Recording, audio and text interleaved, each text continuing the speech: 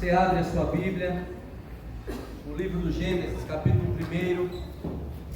Nós vamos ler do verso 1 ao verso 7 das nossas vidas. Palavra de um texto bastante conhecido, texto que relata o primeiro homicídio, a primeira vez que a imagem do Senhor é tirada da terra. A imagem e semelhança do Senhor é aniquilada. E tudo isso acontece num ambiente de culto. No momento em que os dois irmãos, Caim e Abel, haviam separado para fazer a sua oferta.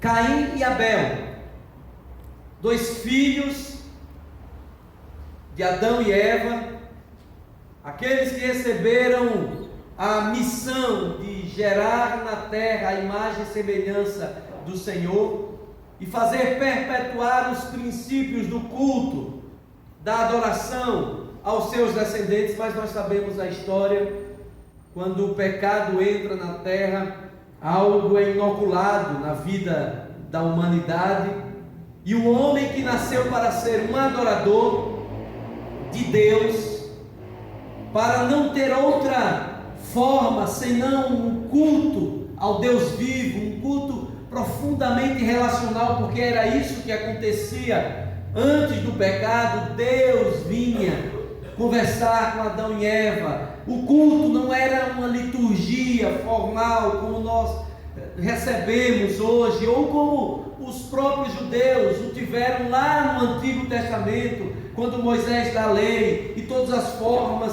de se aproximar, com ritos, com regras, com proibições, com limites. Não, Adão e Eva cultuavam a Deus no dia a dia, como quem está caminhando com alguém.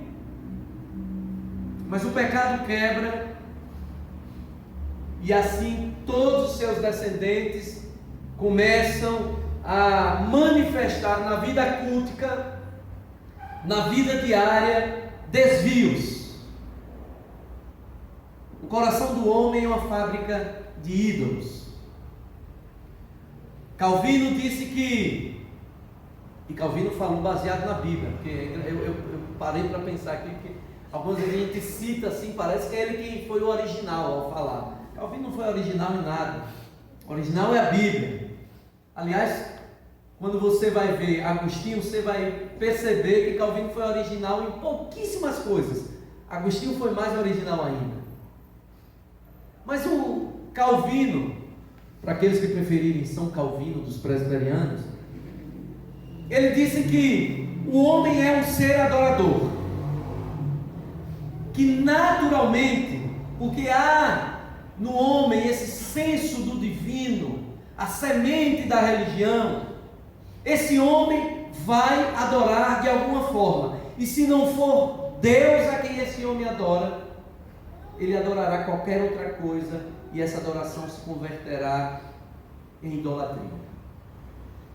E é exatamente isso que nós vemos nesse texto que nós acabamos de ler. Nós vemos aquilo que a teologia diz em sua primeira manifestação, aquilo que se chama de culto espiritual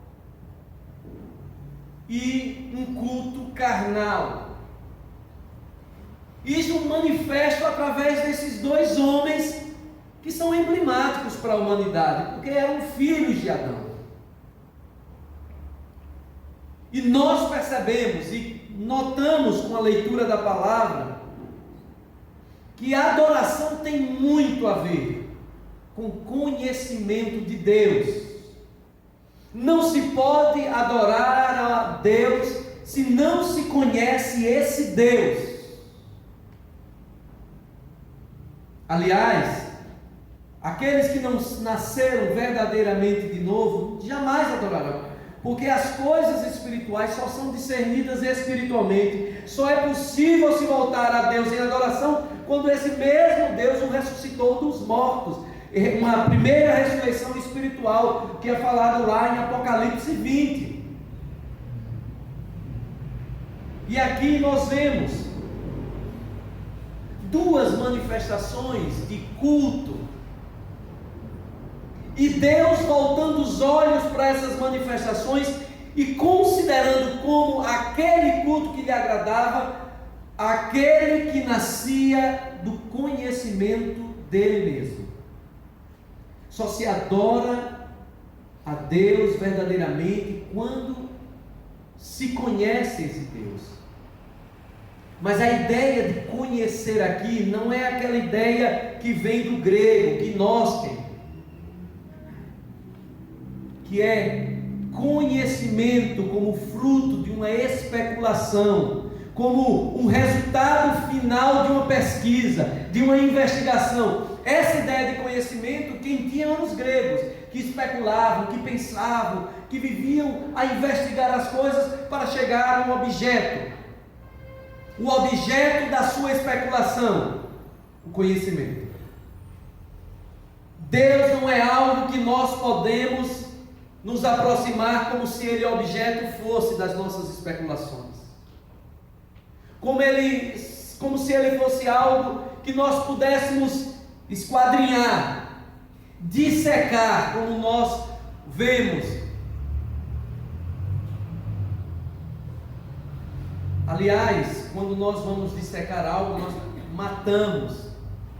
De certa forma, a teologia, quando ela entende, ela acredita que ela vai chegar ao conhecimento de Deus pela razão, ela mata Deus para dissecá-lo. Não é esse o conhecimento. O conhecimento de Deus, o conhecimento que a palavra de Deus fala, daquilo que Deus viu no coração de Caim e Abel, tem a ver com a compreensão de conhecimento do judeu, aquilo que eles chamavam de Iadá. O conhecimento ali é um conceito mais relacional do que especulativo. Conhecer no sentido de Deus, conhecer no sentido do homem, da relação de conhecimento homem-Deus, Deus-homem, é um conhecimento relacional. Aquilo que Deus fazia no Éden, relacionando-se, conhecendo e dando-se a conhecer, e aquilo que nós faremos na eternidade, porque você vai passar 1000 anos na eternidade, se é que se pode contar na eternidade, e você vai responder: estou aqui conhecendo a Deus. Aí você passa mais 1000 anos e alguém te pergunta: o que é que você está fazendo aqui no céu? Você vai dizer: eu estou conhecendo a Deus. E aí você passa mais 1000 anos e alguém vai te perguntar: você continua fazendo o quê? Conhecendo a Deus. É isso que nós vamos fazer, e jamais chegaremos à plenitude, porque conhecimento é uma escalada, é um degrau após outro, é caminhada, é essa a ideia. Conhecimento é intimidade, é relacionamento. Portanto, para que nós entendamos o texto que nós acabamos de ler, nós precisamos entender que tipo de Deus Caim conhecia e que tipo de Deus Abel conhecia. Quanto de Abel era conhecido por Deus e conhecia Deus, quanto de Caim era conhecido por Deus e conhecia Deus. Quanto de mim e de você conhece a Deus e quanto de nós é conhecido por Deus. Entenderam a ideia? O conhecimento de Deus não é algo que você vai ter mergulhando em volumes teológicos, em livros e mais livros, fazendo teologia. Conhecimento de Deus não é algo que você vai ter se tornando íntimo de dogmas. Conhecimento de Deus não é algo que você vai obter quanto mais você conhecer a liturgia, as regras, os princípios, os usos, os costumes. Conhecimento de Deus é uma caminhada com Cristo Jesus. Ele é o caminho que nos leva a conhecer a verdade, e a única verdade que nos liberta é a verdade que nos faz conhecer Deus de fato como Ele é, e conhecemos a nós mesmos como de fato nós somos. Era este o conhecimento que a palavra falava. E por Deus saber o que é que Caim e Abel conheciam dele, é que nós vemos um culto que é aceito e um culto que é reprovado. A questão aqui não estava na matéria que foi oferecida, animais ou vegetais. A questão aqui não estava na quantidade, um ofereceu dízimo, outro nem tanto, assim como nós já ouvimos falar, para aqueles que apelam nesse texto para extorquir os fiéis.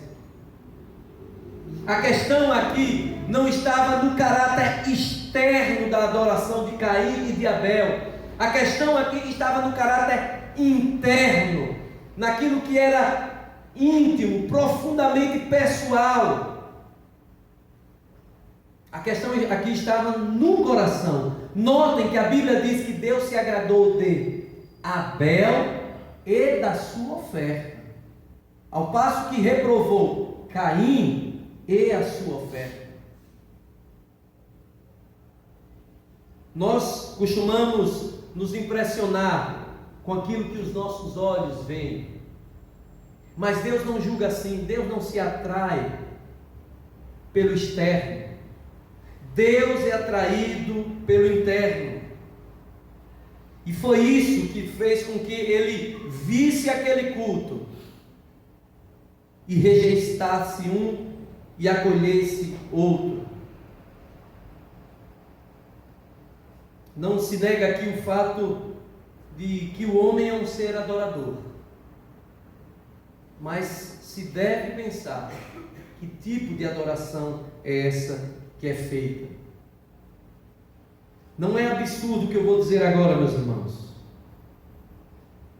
mas mesmo em muitos meios cristãos, muitos meios ditos evangélicos, mesmo entre aqueles ditos adoradores, há mais sinais de idolatria do que adoração. Há mais sinais de um culto reprovável por Deus, um culto carnal, um culto mais aos moldes de Caim, do que um culto aos moldes de Abel. Sabe por quê? Porque o texto nos faz ver que a religião pode ser o melhor lugar para você e eu camuflarmos a nossa falsa espiritualidade. A religião é o melhor lugar para nós escondermos o nosso desconhecimento de Deus. É muito fácil camuflar o nosso não conhecimento de Deus na igreja. Basta você frequentar a escola bíblica dominical durante um bom tempo. Basta você começar a ler a Bíblia. Basta você pegar os trejeitos dos crentes, os jargões, o dialeto, aprende música. Basta, se você quiser passar aquela imagem de uma espiritualidade um pouco mais carismática, você vibra mais, geme um pouco mais, levanta um pouco mais a mão. Se você quer passar um pouco daquela imagem de uma espiritualidade um pouco mais ortodoxa, mais tradicional, aí você põe as mãos assim ao modo presbiteriano de louvor. Sim. Mal abre a boca, mal se mexe. É fácil. A religião é o melhor lugar para nós escondermos a nossa carnalidade, o nosso desconhecimento de Deus. Porque a religião vai atuar para muitos como um alter ego, aquele eu fora dele, que ditará normas as quais ele não conhece no íntimo. Vai ser aquela voz que vai estar fiscalizando a sua moralidade, a sua conduta, apenas aquilo que é externo, e ele vai aparentar que é crente. Aquela falsa aparência de perfeição religiosa. A religião atua assim para muitos. um esconderijo. Muitos que pensam estar enganando a outros, mas estão enganando a si mesmos. Assim como os fariseus faziam, profundamente carnais, ao mesmo tempo que eram profundamente religiosos.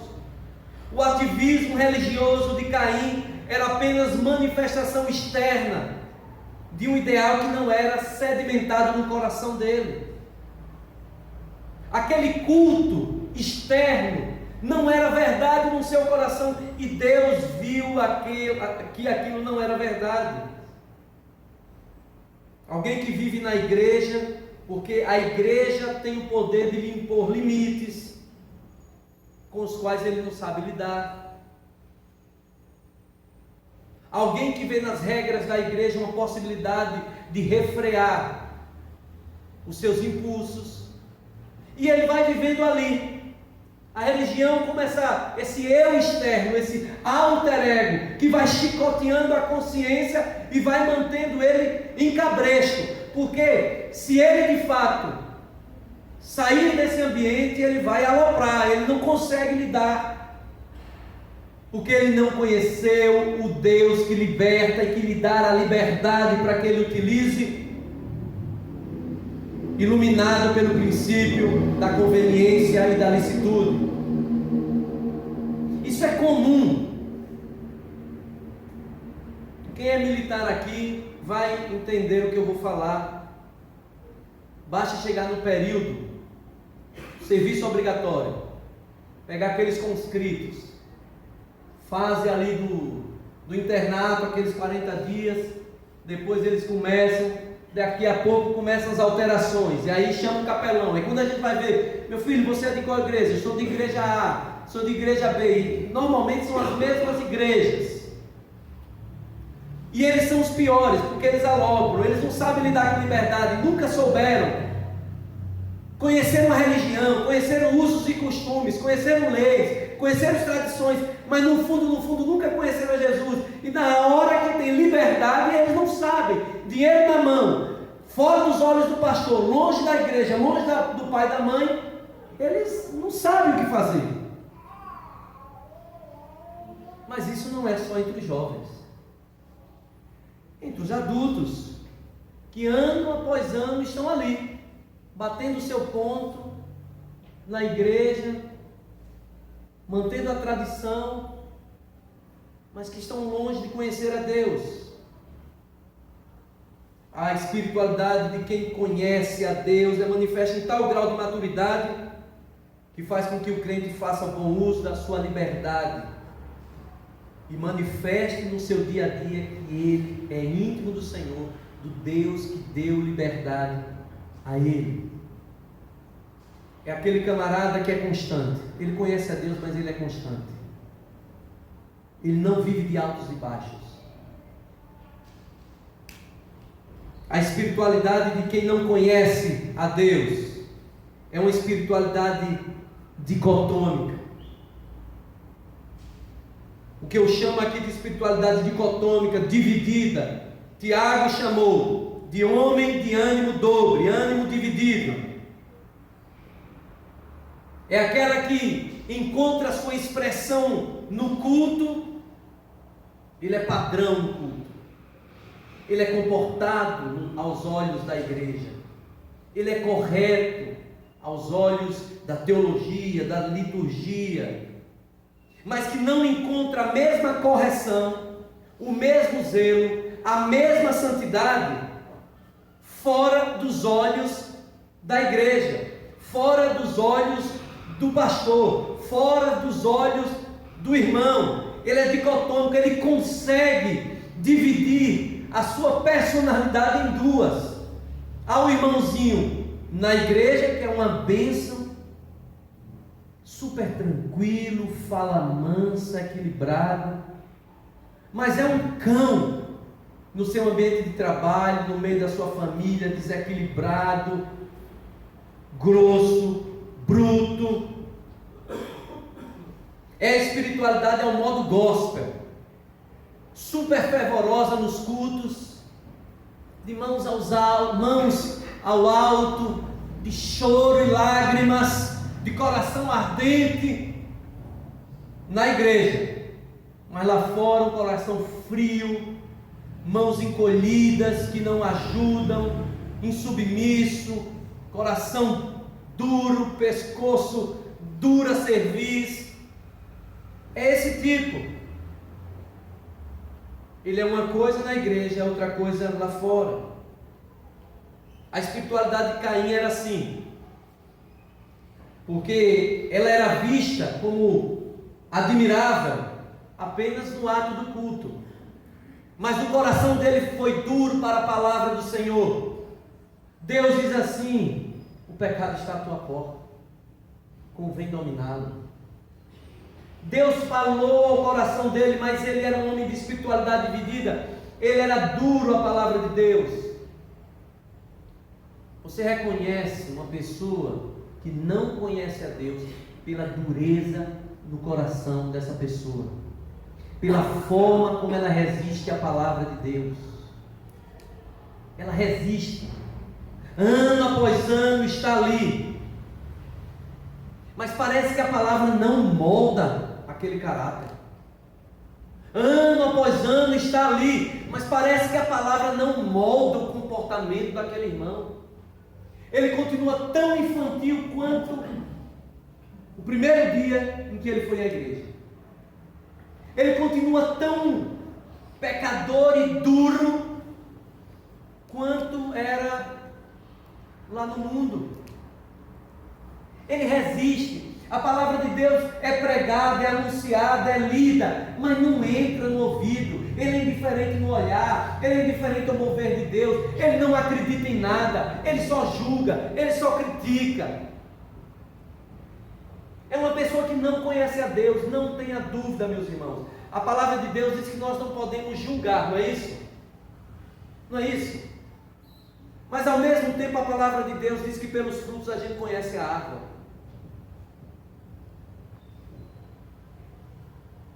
Então não sou eu quem julgo, é o próprio comportamento da pessoa de coração duro, que já está julgando e condenando ele ou ela. Vida dividida, duas personalidades, é típico de quem não conhece a Deus. A espiritualidade de quem não conhece a Deus é uma espiritualidade que busca sempre alimentar o seu próprio ego. E nós percebemos essa espiritualidade carnal quando notamos que o centro da vida daquela pessoa não é Deus, não é a vontade de Deus, mas é o próprio prazer. É um tipo de espiritualidade pouco inclinada à vontade de Deus e muito inclinada às coisas do homem. O que nós vimos em Caim deixa claro que a sua oferta não visava agradar a Deus, mas a sua oferta visava ganhar pontos com Deus. Jesus não tolerava isso, porque sempre que ele se encontrava com os fariseus, ele batia forte. Porque era justamente isso que a religiosidade farisaica fazia. Eles faziam tudo o que faziam com aquele zelo admirável, porque se nós tivéssemos um pouco do zelo verdadeiro dele, nós estaríamos bem. A grande questão é que aquele zelo não buscava agradar a Deus, aquele zelo buscava ganhar pontos com Deus, angariar o favor divino, chantagear com Deus. E quantas vezes nós ouvimos alguém dizer assim: não, a minha igreja é uma igreja séria, nós não pregamos a teologia da prosperidade porque nós não barganhamos com Deus. E que bom que isso acontece. Mas não se engane, meus irmãos, o fato de não pregarmos teologia da prosperidade não significa que no nosso meio também muitos buscam chantagear a Deus com sua religiosidade, não com dinheiro, mas com seu rigorismo religioso.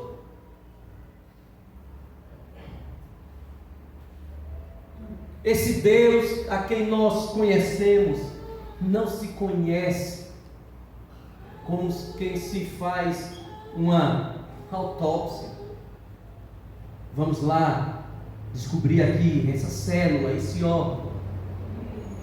Nós conhecemos a Deus na medida em que nós nos aproximamos e nos deixamos conhecer dele. Nós conhecemos a Deus à medida em que nós vamos nos aproximando dele, e quanto mais nos aproximamos, mais humilhados nós somos. Nós conhecemos a Deus quando, com muita luta, todos os dias nós nos dispomos a matar o nosso próprio eu, a não buscar, mesmo nas coisas espirituais ou religiosas, agradar a nossa própria vontade, como Caim fez. Ele oferecia um culto para chantagear a Deus, e Deus o reprovou. Na espiritualidade que não conhece a Deus, os homens precisam se sentir bem. Ele precisa se sentir bem. Ele vai ao culto para sair bem do culto. Eu sei que isso é desejável, mas o crente de verdade é aquele que vai levar uma chicotada da palavra e ele vai saber que foi palavra de Deus. E se o negócio foi incômodo, se a palavra foi dura, ele vai se humilhar debaixo daquela palavra e vai sair dizendo assim: Senhor, a palavra foi dura, foi pesada, mas o Senhor me disciplinou por amor. Não é aquele que vem para sair assim com o seu ego amaciado, como se tivesse ido para uma sessão de psicoterapia, como se tivesse ido a um baile para sair feliz e alegre. Não, ainda que tenha ouvido algo muito duro, ele aceita aquela palavra dura para o seu bem. Ele não vem para ouvir músicas que o agradam, ele não vem para cantar canções que fazem parte do seu gosto musical. Ele vem para, se Deus for misericordioso, receber aquilo que ele faz, mas assim, com muita misericórdia, porque ele sabe que ele é um imperfeito se aproximando do perfeito. Um Deus que massageia o ego é um Deus menor do que as suas criaturas. A espiritualidade genuína é a espiritualidade de morte, onde o eu é crucificado na cruz. Irmãos, a grande questão para nós nessa noite não é quanto de nós conhece a Deus, mas é quanto de nós é conhecido por Deus. Qual é o tipo de espiritualidade que tem nascido nas nossas vidas a partir da nossa relação com Deus? O que é que Deus olha para nós e vê como algo agradável, bom, justo, santo?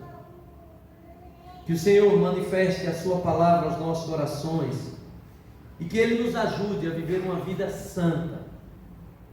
Que Ele nos ajude a viver uma vida em que a nossa espiritualidade será uma espiritualidade genuína, a espiritualidade de quem conhece a Deus e quem busca fazer a sua vontade. Amém?